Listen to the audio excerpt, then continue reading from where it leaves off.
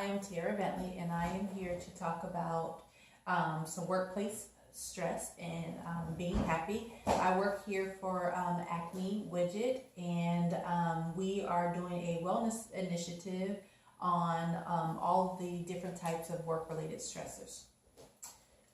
Even though each employer tries to have a stress-free work environment for all of their staff, we still have pressures and workplace stressors that we have to deal with and have to cope with from our day-to-day.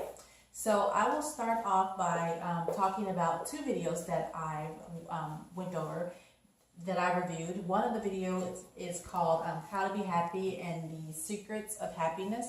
The second video is by Susan Lubomirsky, which is Happiness for a Lifetime. So to kind of summarize both of the videos that I just went through, the main idea of the video is how do you measure happiness? How do you actually discover being happy? This is something that scientists have been trying to perfect or try to study for a very long time. How do you measure the secret to happiness, or what is the actual secret to being happy? The first video talks about being happy within. It talks about happiness being a common sense and having a gratitude or expressing a gratification for being happy. It talks about learning from your past experiences, presenting them to your future, and from that, it makes you feel happy within. Maybe you've been able to overcome a certain obstacle, or maybe you've been able to elevate yourself and achieve certain accomplishments.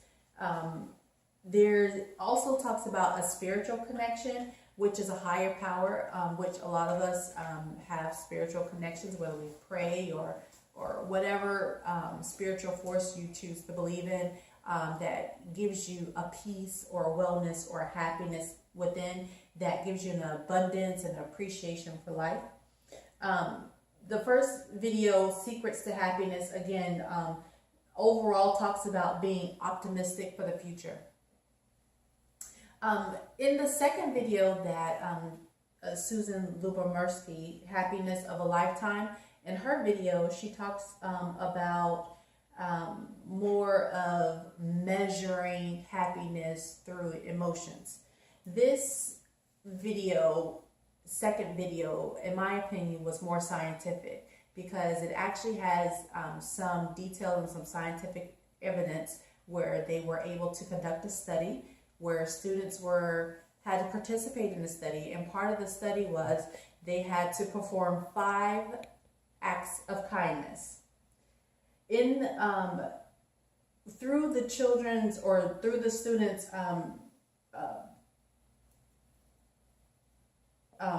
study, they were trying to produce or trying to measure what kindness really is through their personal act. So some students chose to be happy and perform all of their 5 acts of kindness within one day. Some chose to stretch it out over a certain length of time and discover what would actually, or how they can actually measure happiness. So there were times where the kids had to be motivated, and they had to be committed to this project, and they wanted to make sure that there was no way that they could not describe being happy or providing a happy or making someone happy through a kind gesture. So for an example, someone decides to do a random act of kindness where they says, okay, well, we'll buy you, I'll go out and I'll ask my neighbor and I'll say, hey neighbor, I went and I bought you a Happy Meal. Here you are. Be happy that I bought you a Happy Meal. The neighbor could receive the Happy Meal and be happy that, hey, my neighbor bought me a Happy Meal. That was kind, thank you. But the scientific evidence does not show that, if the student was happy in providing that happy meal, or if they receive some type of internal gratification by providing some type of happiness to another person, because that person very well could have been a vegetarian and may not eat McDonald's. So to me, that was one area where it was a faulty claim of evidence, where students, it didn't really measure if the students was being happy, or how they measured their happiness within themselves, or if they were able to actually secure being happy by actually doing something for someone else.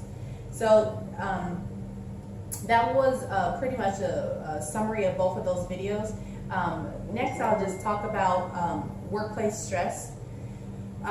We all have workplace stresses. So some of the different types of workplace stress are maybe you're not getting along with your coworkers, maybe you're having problems with attendance, maybe you're not feeling so good, maybe you've been passed over for a promotion, maybe you have deadlines at work and you need to meet them, stringent deadlines. You know, you're up against, your back is up against the wall, and you're just trying to make sure that you do the best job that you can do. So I will just kind of share with you about a personal experience that I've had here at Acme Widget. So through where I've had to deal with stress. So working with my manager, she presented a new process, or wanted to implement a new process in place for the staff that would increase or improve productivity. Unfortunately, through the process, I did not think that it was a well thought out process, because it did not work. I thought that it was hindering our internal productivity, and that the process needed some sort of improvement. Through my own experience, I had conflicts with my manager, because that process actually allowed my numbers to decrease rather than increase. So I presented this to my manager and talked to her about it, and initially she did not want to understand it. So that caused me to have some stress at work, that caused me to have some stress at home, not wanting to go into work and deal with, you know, not being able to achieve or provide or do my best. I had to think it out and think, okay, well, let me just reevaluate my thinking, and maybe I can approach her in a different manner. So after I reconsidered, I approached her in a different manner by suggesting in my one-on-one, I provided a couple of different ideas for process improvement. She had an opportunity to review them, look through them. We kind of talked it out. It wasn't an immediate decision. She said that she liked my suggestion. She actually agreed to one of my process improvements. That was something that I took to her, provided her with an example, rather than being combative with her, which we were able to work through that scenario together. That situation ended up being worked out the best for me, because I had to think rational. During my one-on-one, I provided her with some clear examples versus with my opinions. I provided her with some actual facts, and I was able to get a better response from my supervisor. She finally heard me out. The overall process was implemented, and I was able to improve my performance. This concludes the end of my presentation. I hope you enjoyed it. Thank you very much.